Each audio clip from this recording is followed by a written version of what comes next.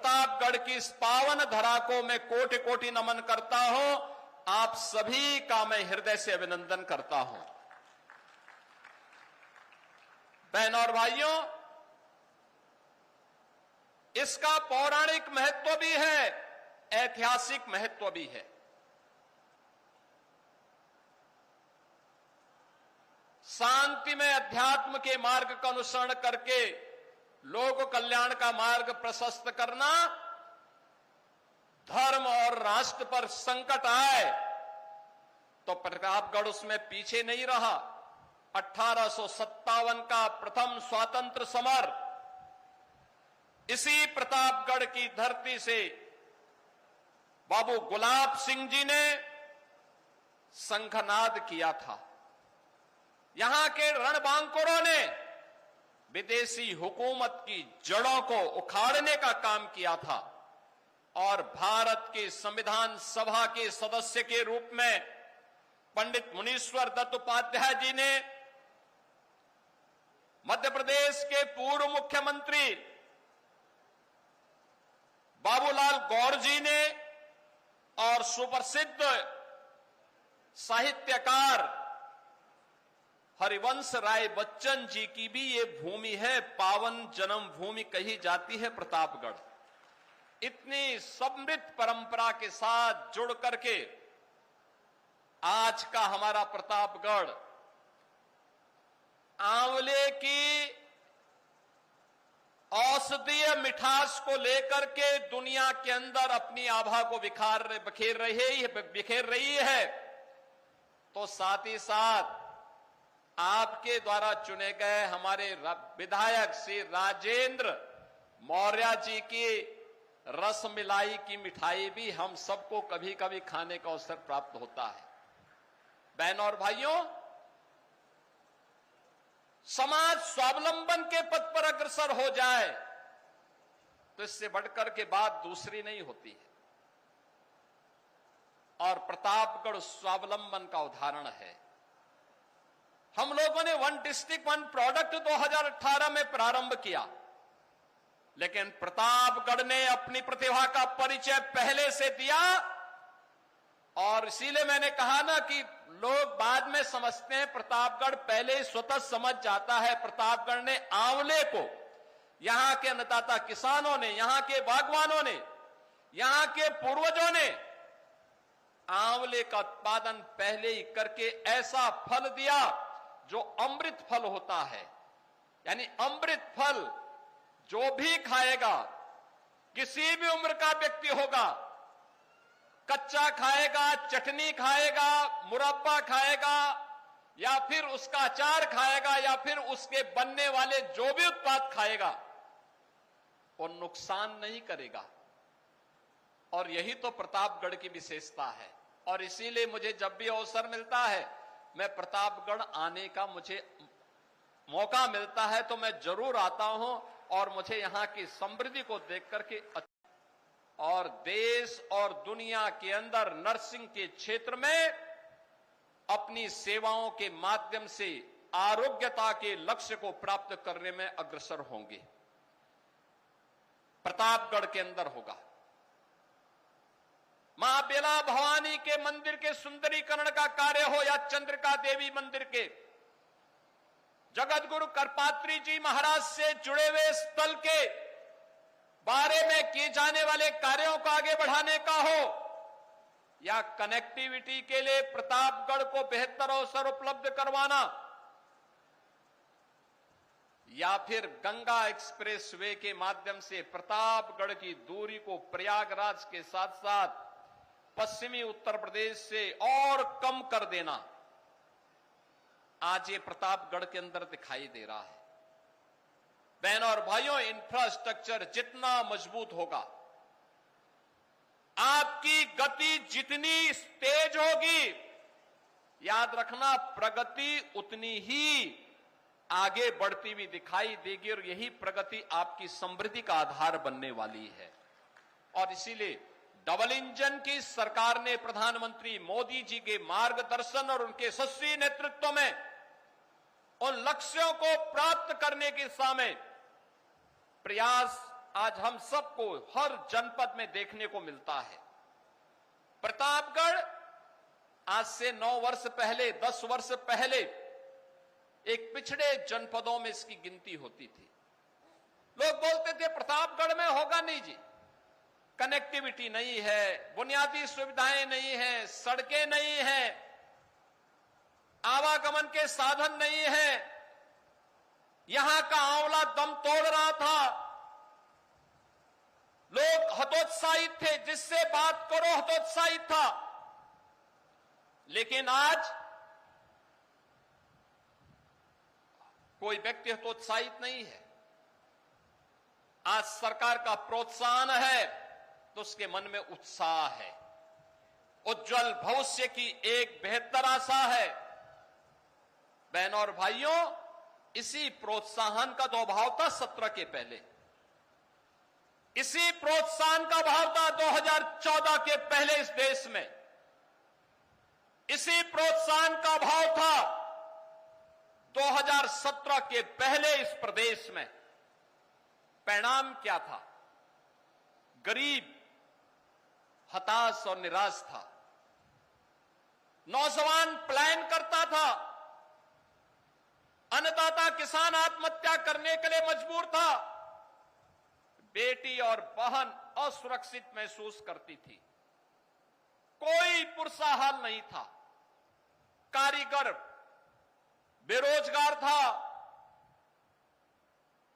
कहीं पर भी कोई किसी के लिए आशा की किरण नहीं दिखाई दे रही थी। यही अंतर आया है। पिछली सरकारों ने 1 डिस्ट्रिक्ट 1 माफिया दिया, हमने 1 डिस्ट्रिक्ट 1 मेडिकल कॉलेज दिया है और 1 डिस्ट्रिक्ट 1 प्रोडक्ट देकर के आपकी परंपरागत उद्यम की ब्रांडिंग की है, उसको मार्केट के साथ जोड़ने का काम किया है, उसको पैकेजिंग के साथ जोड़ने का कार्य किया है और उसे दुनिया के बाजार में पहुंचा करके अपने कारीगरों को, हस्तशिल्पियों को, अन्नदाता किसानों को ज्यादा दाम मिले, आज इसके लिए कार्य प्रारंभ हुआ है। बहनों और भाइयों, उनकी मानसिकता माफिया राज पर विश्वास करने की थी तो माफिया पालते थे, गरीब की सुनवाई नहीं होती थी, किसान की सुनवाई नहीं होती थी, युवा के लिए नौकरी और रोजगार नदारद था, बहन और बेटी असुरक्षित थी, व्यापारी असुरक्षित था। आज गरीब को योजनाओं का लाभ मिल रहा है, बिना भेदभाव के मिल रहा है। हमने कभी ये नहीं देखा कि चेहरा देख करके नहीं दिया योजना का लाभ। हमने ये नहीं कहा कि ये हमारा वोट है तो हम इसको देंगे, ये नहीं है तो नहीं देंगे। हमने तो एक ही बात कही जो मोदी जी ने 2014 में कही थी कि सबका साथ सबके विकास का, योजना का लाभ सबको देंगे, बिना भेदभाव के देंगे। 15 करोड़ गरीबों के लिए फ्री में राशन की सुविधा का लाभ, 10 करोड़ लोगों को यूपी के अंदर आयुष्मान भारत में 5 लाख रुपए की स्वास्थ्य कवर उपलब्ध करवाया जा रहा है। 70 वर्ष के हर एक व्यक्ति को, जितने भी वृद्धजन हैं, वरिष्ठ नागरिक हैं, उन्हें फ्री में 5 लाख रुपए की प्रतिवर्ष स्वास्थ्य सुविधा का लाभ उपलब्ध करवाया जा रहा है। हर गवर्नमेंट मेडिकल कॉलेज में डिस्ट्रिक्ट का कोई अधिकार नहीं है। जो कांग्रेस राम के अस्तित्व को नकारती थी, जो समाजवादी पार्टी राम भक्तों पर गोली चलाती थी, वे आस्था की कौन सी बात कर रहे हैं? जो धार्मिक हिंदू विरासत से जुड़े हुए धार्मिक स्थलों के पुनरुद्धार का पैसा कब्रिस्तान की बाउंड्री वाल पर खर्च कर देते थे, वे लोग कौन सी आस्था की बात कर रहे हैं? और यही प्रश्न आपको करना चाहिए समाजवादी पार्टी और कांग्रेस के लोगों से। उनसे पूछना चाहिए, वे जब तुम्हारी सरकार थी तब तुम राम भक्तों पर गोली चलाते थे, जय श्री राम बोलने पर लाठी डंडा चलाते थे, कांग्रेस सुप्रीम कोर्ट में तक बोलती थी कि राम तो हुए ही नहीं। ये कांग्रेस के हाल थे। देश की सबसे बड़ी, सबसे प्राचीन, पुरानी पार्टी, राजनीतिक पार्टी इस प्रकार की बात उस समय कहती थी। लेकिन बहनों और भाइयों, अब यह देश कांग्रेस और समाजवादी पार्टी के चंगुल में नहीं फंसने वाला है। आज की अयोध्या डबल इंजन सरकार के विजन के अनुरूप, प्रधानमंत्री मोदी जी के विजन के अनुरूप आज की अयोध्या प्रभु श्री राम के समय के अयोध्या का स्मरण कराती है। क्या नई अयोध्या है, क्या बेहतरीन कनेक्टिविटी है। जहां से जाओ 4 लेन की कनेक्टिविटी।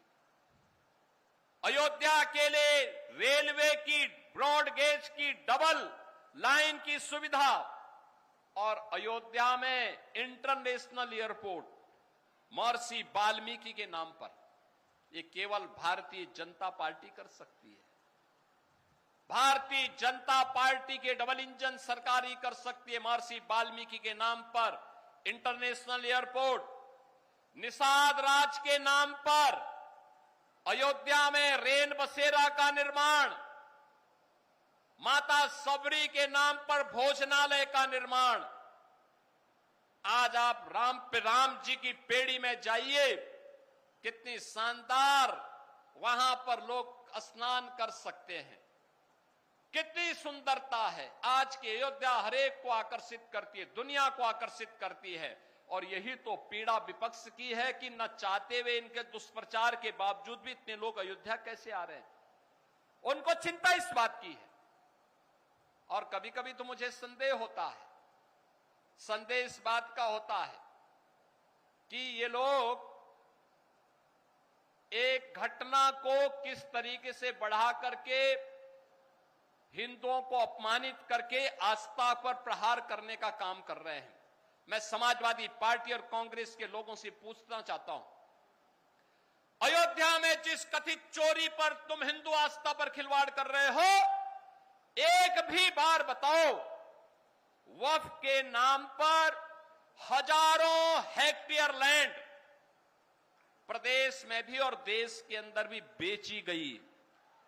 एक भी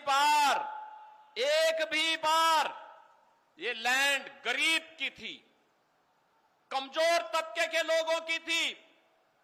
ये लैंड जिसको गरीबों के नाम पर पट्टा दिया जा सकता था, जहां पर कन्वेंशन सेंटर बनाया जा सकता था, जहां पर किसी राजेंद्र मौर्य जो जांच की प्रारंभिक रिपोर्ट के आधार पर ट्रस्ट ने कार्रवाई करते हुए एफआईआर दर्ज कराई, एफआईआर के आधार पर जिनके खिलाफ साक्ष्य थे उसके आधार पर कार्रवाई भी हुई है। लेकिन मैं कहता हूं, वक्फ के नाम पर समाजवादी पार्टी और कांग्रेस के लोगों के मुंह पे फेविकोल क्यों लग जाता है? क्यों इनका मुंह बंद हो जाता है? कैसे लोग हिंदुओं के धार्मिक स्थलों पर हिंदुओं के द्वारा दिए गए पैसे का दुरुपयोग कब्रिस्तान की बाउंड्री के नाम पर करते थे। तब आस्था आहत नहीं हो रही थी। जब ये इलीगल स्लॉटर हाउसेज चलाते थे, गौ माता की हत्या करवाते थे, गौ माता को तस्करों के हाथों में पिछवाते थे, तब क्या हिंदुओं की आस्था आहत नहीं हो रही थी?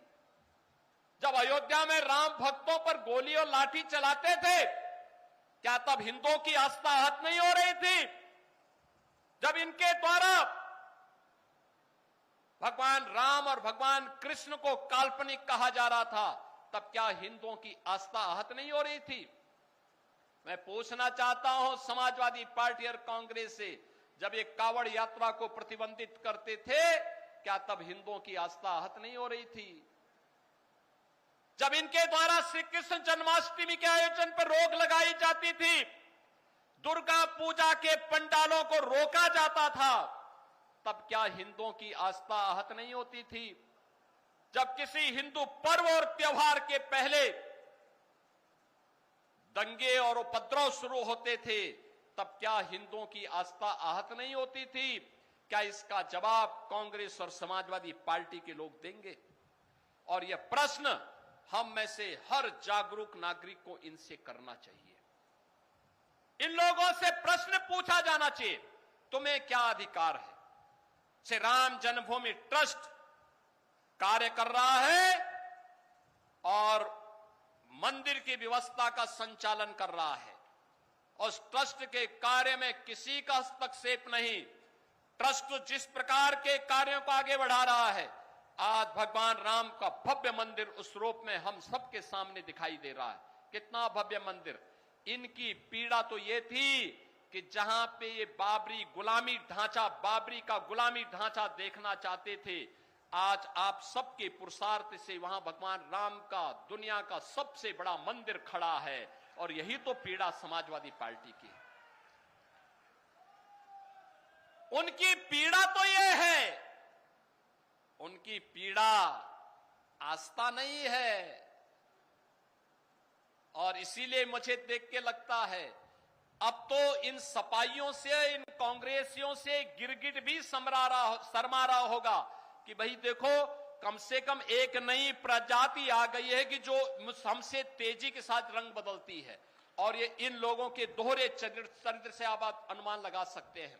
और इसलिए बहनों और भाइयों, आप सबको मैं आश्वस्त करता हूं, सुरक्षा का मुद्दा हो, एक गरीब को योजनाओं का लाभ देने का कार्य हो, एक नौजवान के रोजगार का मुद्दा हो, हर बेटी और हर व्यापारी को सुरक्षा और सम्मान देने का कार्य हो, ये डबल इंजन की सरकार कार्य करेगी, लगातार कार्य कर रही है।